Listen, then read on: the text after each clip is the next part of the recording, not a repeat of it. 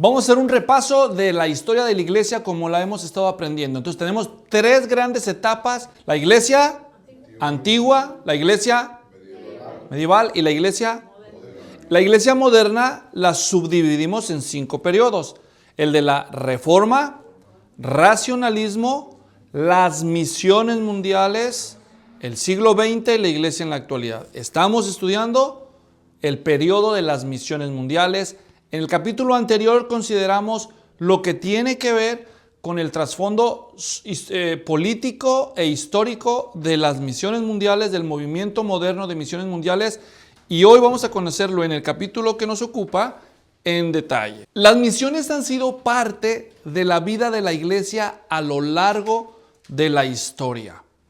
Las misiones protestantes posteriores a la Reforma dieron continuidad a una serie de antecedentes.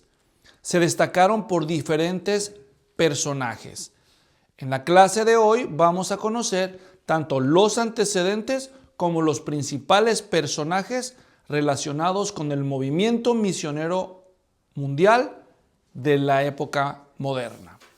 Y si alguien de los que está viendo este video quiere una copia gratuita del bosquejo de las notas que mis alumnos tienen aquí a su alcance, puede solicitarla a luisfloriano@yahoo.com y gustosamente le mandamos una copia digital para su propio aprovechamiento académico. Muy bien, vamos a ver los antecedentes misioneros. ¿Listos? Empezamos con John Eliot. ¿Y este quién fue, dirás tú? John Eliot fue un puritano inglés. ¿Se acuerdan de los puritanos? ¿Verdad? Ya saben quiénes son los puritanos. Le conocían como el apóstol de los indígenas. Fíjense las fechas de las que estamos hablando. Nos regresamos en el tiempo 1604 a 1690, cuando el periodo de la revolución parlamentaria en Inglaterra se puso dura y regresa la monarquía con el rey Carlos II. Muchos puritanos tuvieron que salir huyendo. Y cansados de ese estira y afloja, emigraron muchos a Norteamérica y establecieron las primeras colonias de las que ya hemos hablado.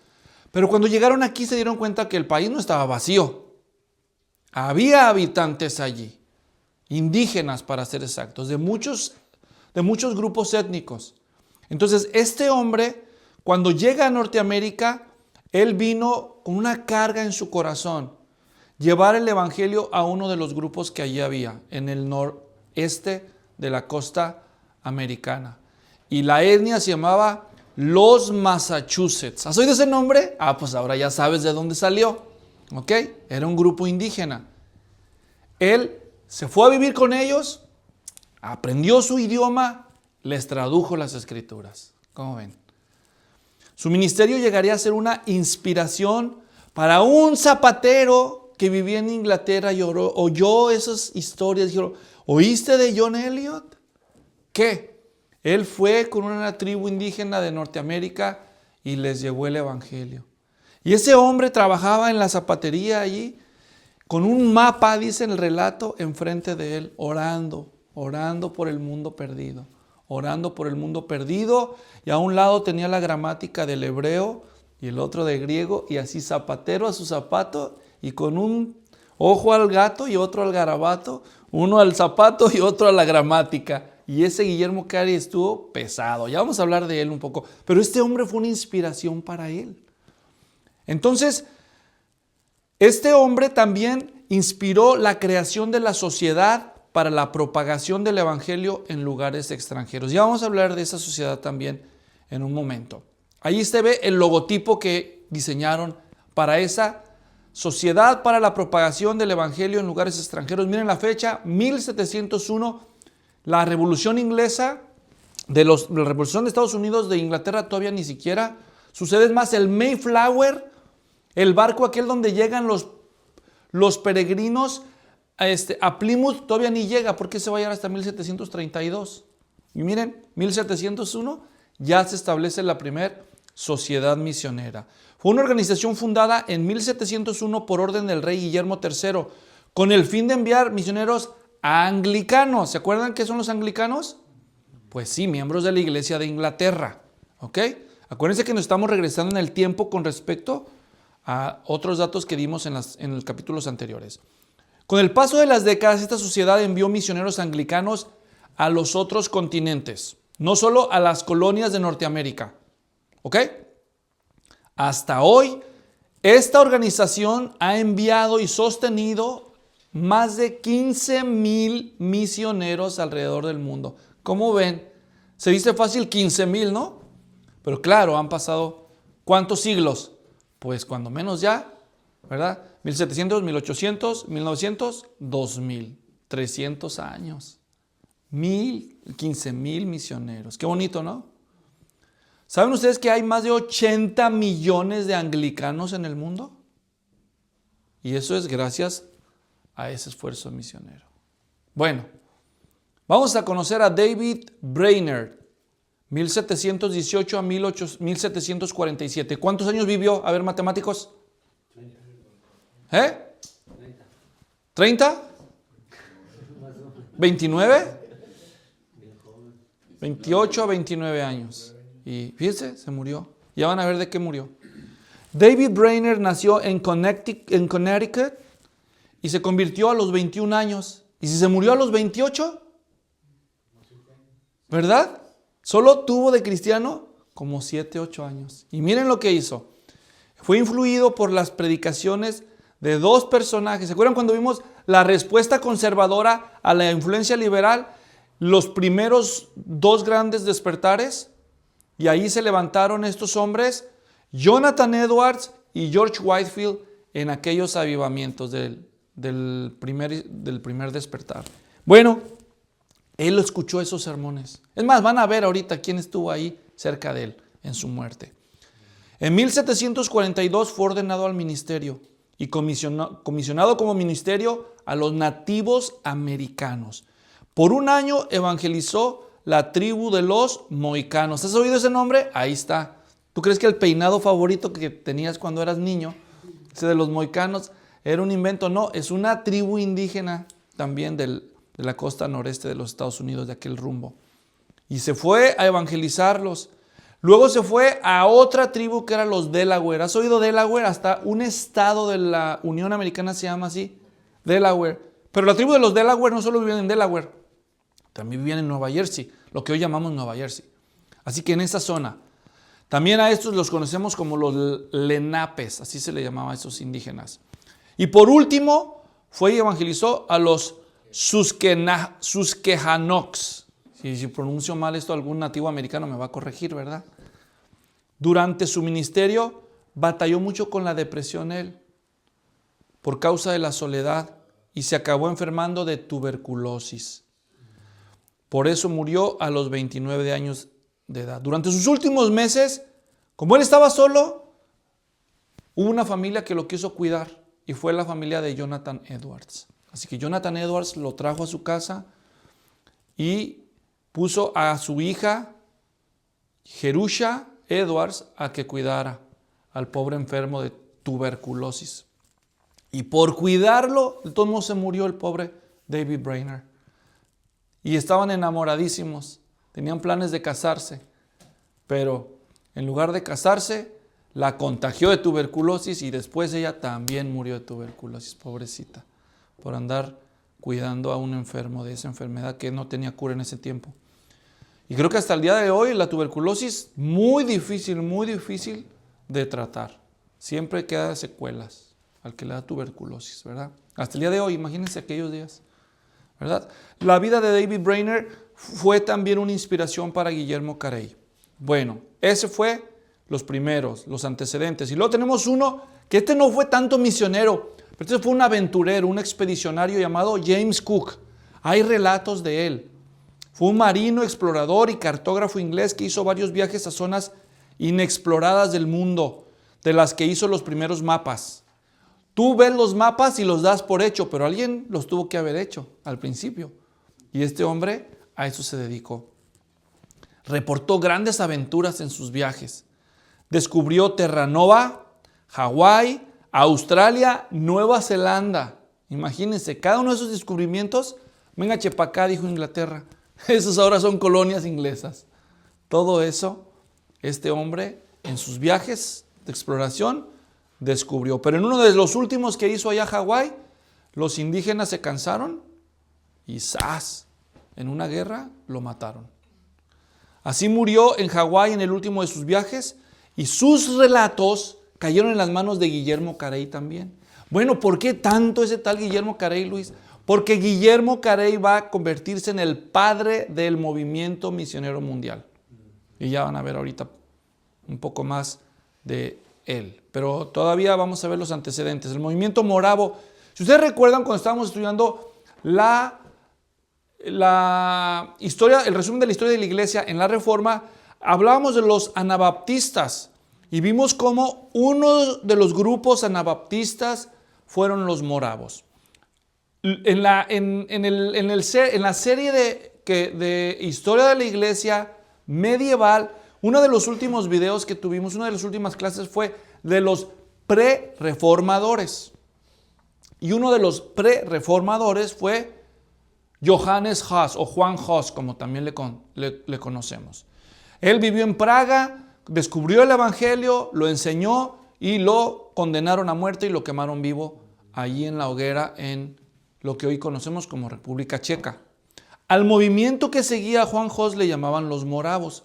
Pero después, en los tiempos de la Reforma, el catolicismo los persiguió tanto que ellos emigraron a otros países y fueron a dar allá a donde estaba en la zona alemana, donde fueron bien recibidos por el conde von Zinzendorf, y ahí nace la comunidad de los moravos. Yo expliqué todo eso en el que se llama el movimiento anabaptista, que es un subtema de la Reforma, de la historia de la Reforma en Suiza. Si quieren verlo, pues vayan a ese video y repasen. Los moravos europeos, bajo el liderazgo del conde von Zinzendorf, enviaron cientos de misioneros. Ni siquiera fue una comunidad tan grande y se calcula que cuando menos los moravos enviaron a la mitad de sus habitantes al mundo misionero. Los mandaron, imagínense qué bonito. Mandaron moravos a plantar iglesias a toda América, Norteamérica, Centroamérica, Sudamérica, el Caribe, África, el Lejano Oriente, hasta el Círculo Polar Ártico mandaron misioneros, esos moravos, ¿no? Estaban tremendos. Yo conozco un amigo, yo tengo un amigo hondureño que conoció a Cristo en una iglesia plantada por los moravos. Todavía, así, nomás para que vean. Y él es misionero ahora. Él es misionero. Qué bonita historia, ¿no? Y uno no sabe de dónde nos ha llegado el evangelio, pero ahí está. Un ejemplo más. Fueron los primeros en evangelizar a los esclavos. Y los primeros en establecer iglesias protestantes en varias regiones del mundo. Actualmente todavía existen más de 1,500 iglesias moravas. Se calcula que alrededor de 1,100,000 personas del mundo son cristianos moravos hasta el día de hoy. ¿Cómo ven? Un ejemplo, esa comunidad tan chica, los juteristas también le llamaban, porque así se llamaba el pueblo. Imagínense qué gran ejemplo. ¿Y nosotros qué podríamos decir? No les llegamos ni a los talones, ¿verdad? Ahora vamos a hablar del colonialismo. ¿Se acuerdan que hablamos del colonialismo en el capítulo anterior, en la clase anterior, ¿no? Uno de los factores que jugaron un papel importante en abrir acceso a las potencias europeas en los territorios colonizados o apropiados para comercio, para propósitos comerciales. Bueno, ya dijimos que el colonialismo europeo dio acceso a los misioneros para llegar con el evangelio a los nuevos territorios. Pero los primeros misioneros, cuando llegaban a los campos, regularmente, no solo debían cuidarse de los nativos, porque obviamente los nativos no estaban contentos de que los hubieran invadido y que los estuvieran sometiendo y explotando, sino que también los misioneros tenían que cuidarse de sus propios compatriotas que los miraban con malos ojos. Porque ¿qué actitud tenía el misionero hacia los nativos? ¿Hostil o amistosa? Pues no les convenía a los comerciantes. Lo que ellos querían era tener el poder ahí, ¿verdad? Para asegurar el negocio. Así que los mercaderes europeos los miraban con disgusto porque sentían que les perjudicaba el negocio. Así que los pobres misioneros iban contra todo pronóstico. Te la tenían muy difícil. Vamos a conocer ahora algunas de las primeras agencias misioneras. ¿Han oído el nombre agencia misionera? ¿Qué es una agencia misionera? ¿Qué creen o qué saben? Muy bien, es una organización cristiana que se forma para darle soporte a los misioneros que se van al campo transcultural. ¿Está claro?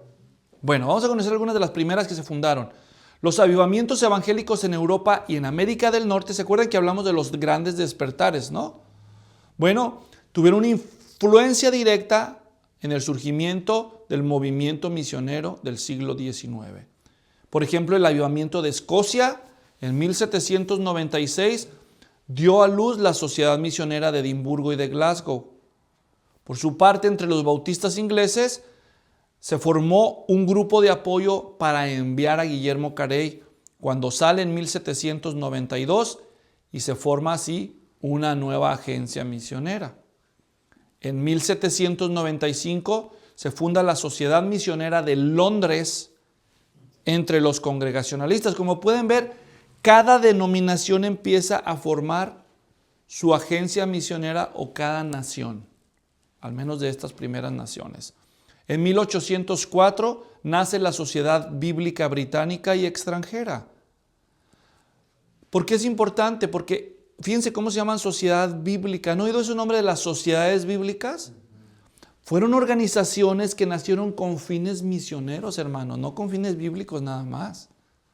Estas organizaciones tenían en su corazón la meta de imprimir Biblias para llevar el Evangelio a las naciones conquistadas. ¿Qué idioma se habla en las universidades de casi todo el mundo? ¿Ustedes saben cuando la gente va a la universidad en India, en qué idioma toma clases? ¿En Filipinas? ¿En inglés? A pesar de que tienen idiomas nativos, la educación toda es en inglés en casi todo el mundo por la avanzada del imperialismo inglés. Así que producir una Biblia de bajo costo era una puerta para llevar el Evangelio a muchos lugares. ¿Ok? Entonces, los anglicanos evangélicos fundaron en 1799 su propia sociedad misionera. En los Países Bajos se funda también la Sociedad Misionera en 1797, o sea, la Sociedad Misionera de los Países Bajos. En Basilea, ¿qué es Basilea? Suiza. Basilea, Suiza, se funda en 1815, en Dinamarca en 1821, en París en 1822, en Berlín 1824. Muchas agencias misioneras. Y acá en el continente americano, ¿qué, Luis? Bueno, el primer gran despertar tuvo un impacto directo y profundo en la movilización de misioneros entre los metodistas. Para 1784, los metodistas crearon la Sociedad Misionera de Evangelización de los Esclavos en todas las colonias inglesas y alrededor del mundo. Hasta 1813 se empezaron a ver resultados. Ese avivamiento también resultó en la formación de la Junta Americana de Comisionados para las Misiones Extranjeras en 1810. Los bautistas fundan su propia agencia acá en Norteamérica en 1814 y la Sociedad Bíblica Americana. Hasta el día de hoy hay Biblias producidas por esta sociedad, hermanos. En 1816. Nosotros los latinos, sin ánimo de ofender, estamos en pañales, hermanos. En pañales. Estas agencias tienen siglos operando. Y nosotros queremos reinventar la rueda, ¿no? Tendremos que aprender lo que se pueda. Bueno, vamos a empezar a ver los misioneros. Dijimos, primero vemos los antecedentes y luego vamos a ver los misioneros más destacados. Ya vimos algunos primeros misioneros que influyeron positivamente en algunos de los más grandes. Ahora vamos a ver quiénes son esos más grandes.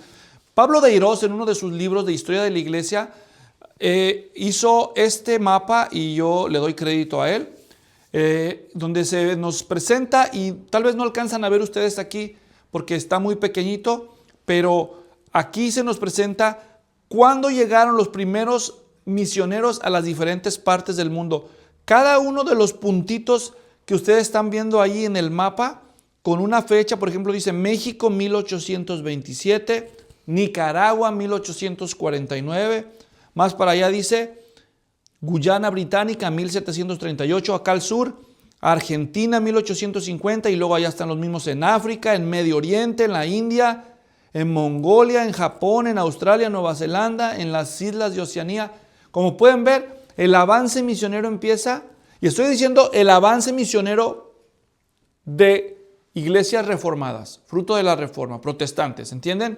Porque los católicos hicieron su propia agenda misionera. ¿Se acuerdan? Cuando América es descubierta, por un lado los soldados, los conquistadores, por el otro lado los frailes, ¿no?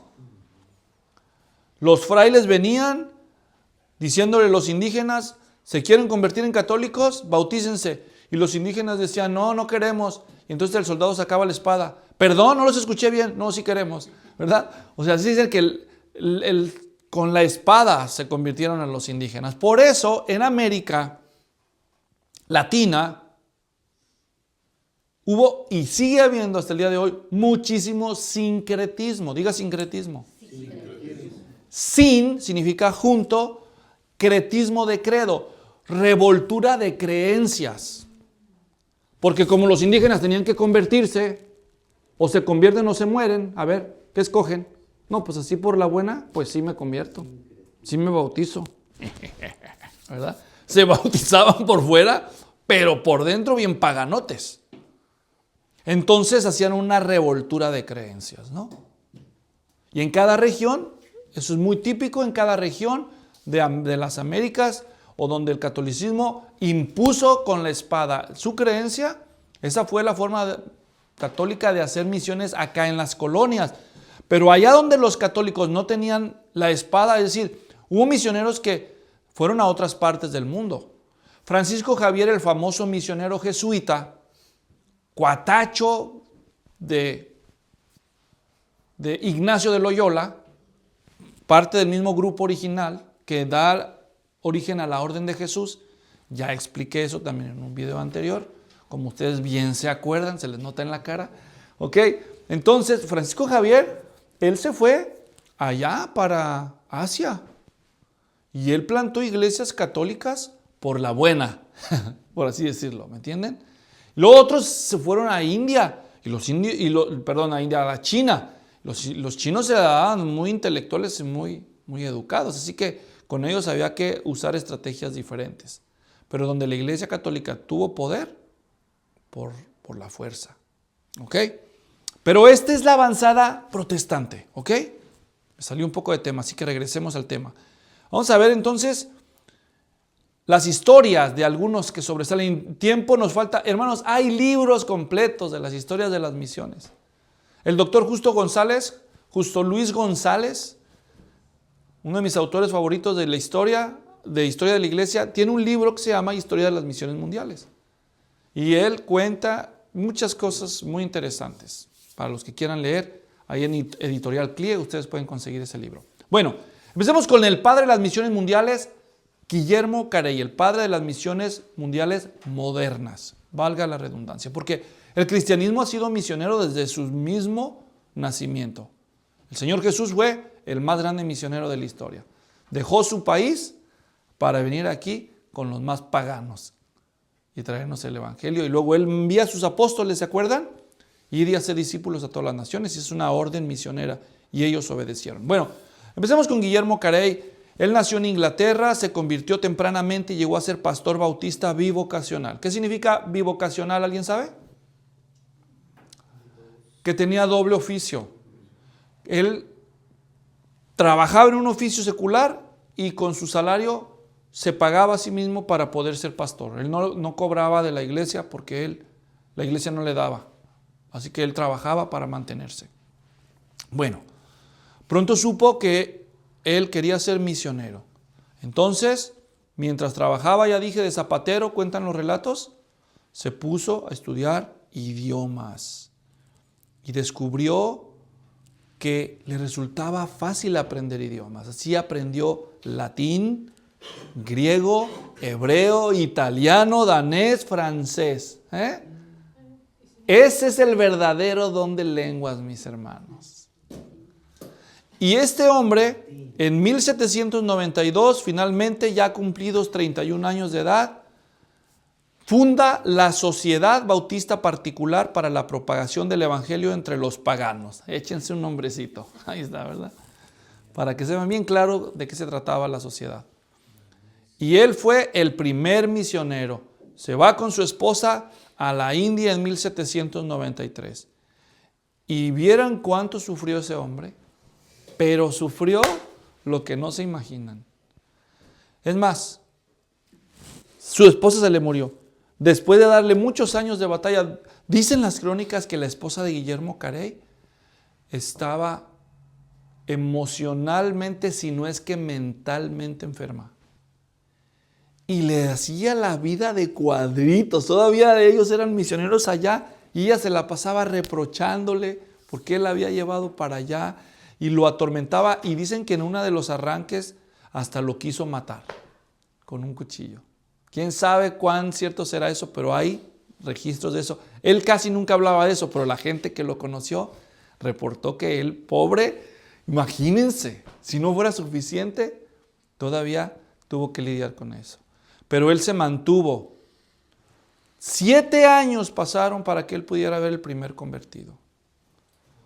Sin embargo, su persistencia le valió para sostenerse 41 años en el campo misionero. Imagínense nomás. Aprendió, no lo van a creer, 37 lenguas asiáticas. Se calcula que en su tiempo Guillermo Carey fue capaz de traducir el Nuevo Testamento como al 30% de la población mundial. Por la capacidad que Dios le dio a él para aprender idiomas y traducir las escrituras para todas esas etnias. Bueno, él evangelizó a esos grupos, les tradujo la Biblia completa o alguna porción de ella, fundó más de 100 escuelas en Bengala, o sea en India, así se llamaba en aquel tiempo, y era recordado por su incomparable amor por la gente. Recibió grandes donaciones, pero él murió siendo pobre, porque todo lo que lo recibió, lo dio para la causa del Evangelio. ¿Qué hombres, hermanos, en la historia? ¿Qué hombres de verdad? Su labor le ganó el mérito de ser llamado el padre de las misiones mundiales. Por hombres como él, muchísima gente se entregó a la causa misionera.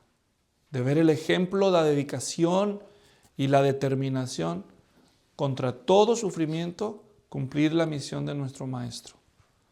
Ese es un resumen de Guillermo Carey. Y los que siguen no se quedan atrás.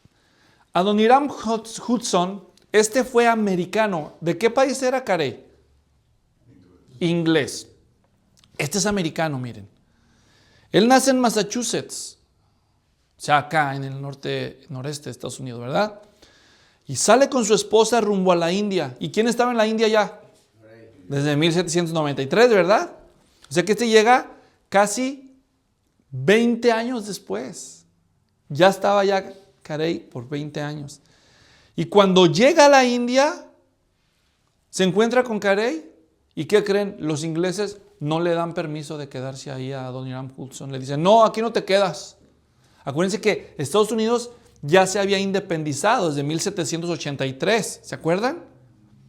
Entonces, para ellos era un extranjero, aunque hablaba inglés y todo, no lo dejan. Estaban enojados porque habían visto que por causa de Guillermo Carey y otros con él, muchos nativos se habían convertido en cristianos. Y eso les perjudicaba a ellos. Así que no le dan permiso de quedarse con Carey. Y entonces uno de los hijos de Guillermo Carey se había ido a Birmania, que está al norte de la India. Le dice, allá está mi hijo. Ese hijo era médico. Vete con él, allá puedes hacer algo. Y se va a Adoniram Hudson con su esposa a buscar a aquel hijo de Carey. Y el hombre ni le hace caso. Así que llega el pobre Carey, el pobre Adoniram Hudson allí con los de Birmania. Y se puso a aprender el dialecto palí. Después empieza a haber una guerra entre Inglaterra y Birmania, y los birmanos no sabían distinguir entre Estados Unidos e Inglaterra. Así que, ¿qué dijeron de Adoniram Hudson? Este es inglés, este es traidor, y lo meten a la cárcel. Y lo meten a la cárcel con torturas. Lo cuelgan de los pies, puestos en el cepo. No, bien duro, hermanos. Debían de ver, hay videos de sus biografías de estos hombres. Tanto en dramáticos como en caricatura. Pero son fieles a lo que pasó. Bueno, a pesar de eso, él se mantiene firme en su fe, pero su esposa muere en la más profunda miseria. Él se casa con otra misionera y sigue adelante con la obra hasta que también ella se enferma. Así que él no quiere que se le muera su esposa. Se embarcan a ir a Estados Unidos para llevarla a atender y en el camino se le muere también la segunda. Y él pues llega allá a América con el cuerpo de ella, la sepulta. ¿Y qué hace? Se regresa para Birmania porque él tenía la misión muy clara en su corazón. Y se casa allá con otra y se la trae y se vienen otra vez.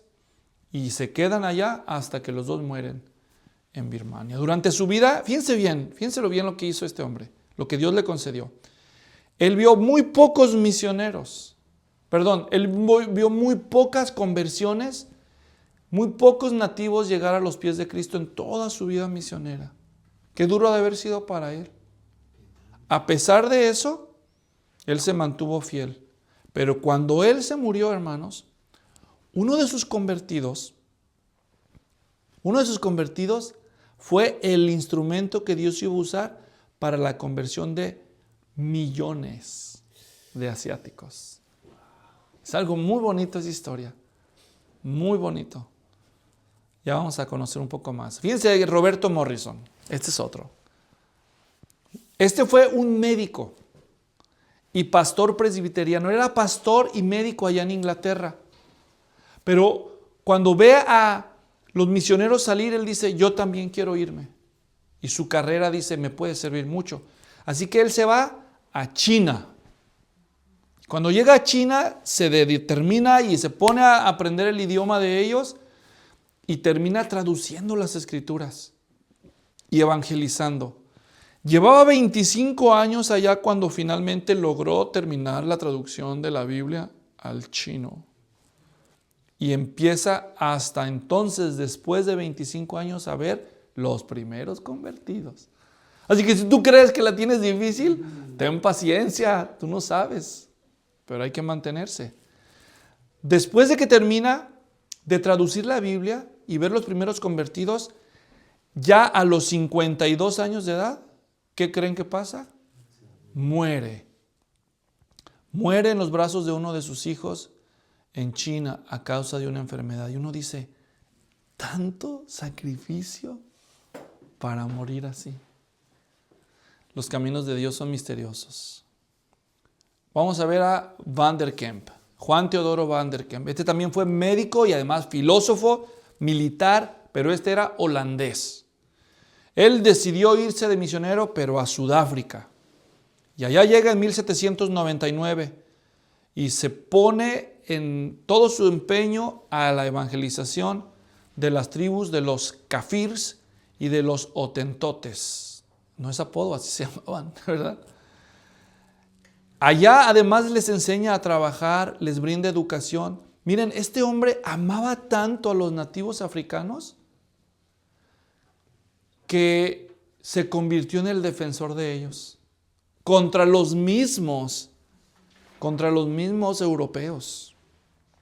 Recibió mucha oposición de los mercaderes y colonos europeos que oprimían a los nativos, a los que él defendía por cartas ante el gobierno inglés. O sea, él mandaba cartas y decía, miren lo que están haciendo aquí con los africanos, miren lo que están haciendo aquí con esos. Oh, no, ¿cómo que? No, eso es abuso. Pues para que vean, entonces se enojaban aquellos, ¿verdad?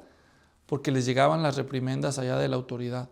En 1806 pagó la liberación de una esclava negra. Fíjense lo que él hizo. Una esclava negra, él saca su dinero, la compra y se casa con ella. Este fue de los primeros que rompieron esos esquemas raciales. Se casa con esa esclava africana y tuvo 4 hijos con ella. Eso irritó mucho a los ingleses porque eran racistas. De hecho, uno de los países más racistas ha sido Sudáfrica. Todavía yo era niño cuando me acuerdo que se discutía el asunto del apartheid. ¿Alguien de ustedes se acuerda de eso? De Nelson Mandela y Desmond Tutu y todo ese relajo que traían allá en Sudáfrica, porque el apartheid era que los blancos seguían separándose de los negros y los consideraban inferiores. Y los pocos blancos, el poco porcentaje de sudafricanos blancos herederos de aquellos colonialistas ingleses, son los que se hicieron los más ricos y poderosos de Sudáfrica a costa de toda la población nativa negra. Y el apartheid era eso. Y Nelson Mandela fue uno de los que luchó en contra del apartheid. Y de hecho terminó ganando el Premio Nobel de la Paz. Pero bueno, ¿ok? Allí se fue a casar con una morena. ¿Y cuándo lo hizo? A principios de 1806. Estos hombres se adelantaron en su tiempo, ¿verdad? Pues que eran cristianos. Ellos sabían que todos los hombres son hechos a imagen y semejanza de Dios. Robert Moffat, congregacionalista escocés, comisionado a Sudáfrica también en 1816, se estableció entre los bantúes, a cuyo idioma tradujo la Biblia y otros libros. Ayudó a los nativos a aprender técnicas agrícolas que resultaron de mucho beneficio. ¿Ven que no solamente les enseñaban el evangelio? Les enseñaban a trabajar y a ser productivos con los avances que ellos conocían de la ciencia agrícola. Realizó varias exploraciones, envió sus informes a Inglaterra. 55 años de trabajo misionero. Vean qué dedicación. Finalmente se regresa porque estaba muy enfermo en 1871 y todavía vivió 12 años más. ¿Y a qué los dedicó? A estar motivando a los jóvenes de las universidades y de las iglesias. Váyanse al campo misionero. Eso hizo. Y uno de esos jóvenes, no, qué bárbaro este señor Moffat. Uno de esos jóvenes vino a ser David Livingstone. ¿Algunos de ustedes han oído de él? Deberían leer la vida de este hombre también. Fue todo un personaje ese David Livingstone. David Livingstone, ¿y ese quién fue, Luis? Bueno, ahí te va. David Livingstone era un médico en Escocia. Y cuando oye a Roberto Moffat hablar de las misiones y la necesidad en África, se enciende el corazón de David.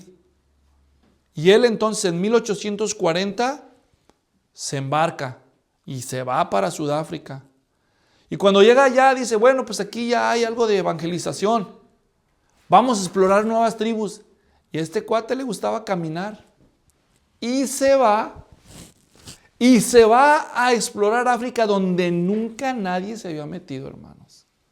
Bueno, para resumir, este hombre es el que descifró África, o sea, el mapa. Él se convirtió en el explorador, podemos decir, el ícono de los exploradores de la historia mundial, David Livingstone, pero su motivación fue misionera. Y cuando él llegaba, le decían, no te vayas para allá, que allá hay caníbales, sino que allá están los leones. No, yo voy. Alguien tiene que llevarles el evangelio. Y se metía el cuate, bueno, van a ver cuánto caminó, miren. Después de llegar a Sudáfrica, caminó más de 1000 kilómetros para trabajar en una tribu donde logró bautizar a varios nativos, incluyendo al jefe de la tribu. Repitió lo mismo una y otra vez con varias tribus. Después de un tiempo volvió a Inglaterra, donde ganó notoriedad. Luchó contra la esclavitud. Cuando decide regresar a África, ya no regresa solo como misionero. Lo comisiona el gobierno inglés para ser su explorador oficial, patrocinado por el gobierno. Así de bueno salió este. Así que regresa con la idea de explorarla, evangelizarla y abrir nuevas y mejores rutas de comercio para reducir el tráfico de esclavos. Y eso hizo por 16 años, todo a pie y en mula. Siempre tomando notas en sus cuadernitos. Ay, aquí hay una montaña, aquí hay un río. Y así se la llevaba ese señor. Se destacó por sus estudios en botánica, geología, zoología, cartografía y astronomía. Luego volvió a Inglaterra nuevamente, donde entregó sus reportes habló en muchas universidades, desafió a los jóvenes a ir a las misiones y sus relatos detallados del horror del tráfico esclavista sacudieron la conciencia de los países de Europa. Cuando él reportó las atrocidades que hacían con los esclavos allá. Aquí hay un resumen, miren, de los viajes que hizo a pie David Livingstone. Vean nada más cuánta flecha. Este hombre estaba pero tremendo, ¿no? Caminador. No creo que hubiera tenido sobrepeso, ¿verdad? Bueno, volvió a África como agente del gobierno con su esposa, la cual perdió la vida en 1862. Que no le aguantaban el paso al pobre. Y la malaria y todo aquello, ¿verdad? Bueno, cuando se quedó viudo otra vez, dijo, pues ¿ahora qué hago? Ya no tengo a quién cuidar. Pues me voy a explorar otra vez. Y se metió y se perdió. Y ya no supieron de él por años, hermanos. No supieron de él por años. Hasta que sus historias fueron tan notables en el mundo que en Nueva York, acuérdense que él era inglés. Bueno, él era escocés, pero viajaba a Inglaterra. En Nueva York allá, que oyeron de sus historias, contrataron una expedición para irlo a buscar, porque estaban preocupados, ¿qué pasó con este, no? Y así que mandaron y lo encontraron débil y enfermo. Y le dijeron, venimos a llevárnoslo porque queremos que siga adelante con su vida y haciendo un buen trabajo. Pero él no quiso irse. Dijo, no, aquí me quedo yo. Aquí me trajo Dios, aquí me mandó Dios y aquí me quedo yo. Siguió adelante con sus viajes hasta que un día ya no se supo de él. Mandaron a buscarlo otra vez y cuando lo encontraron sin vida, murió arrodillado, orando. Así murió ese hombre. Wow. Con sus manos unidas en posición de oración. Durante sus años sufrió 27 veces de fiebres hasta que la malaria, la disentería acabaron con su vida en ese pequeño pueblo de Zambia. Él siempre dijo, mi corazón le pertenece a África. Así que cumplieron su último deseo, le sacaron el corazón, lo enterraron en África y se llevaron su cuerpo.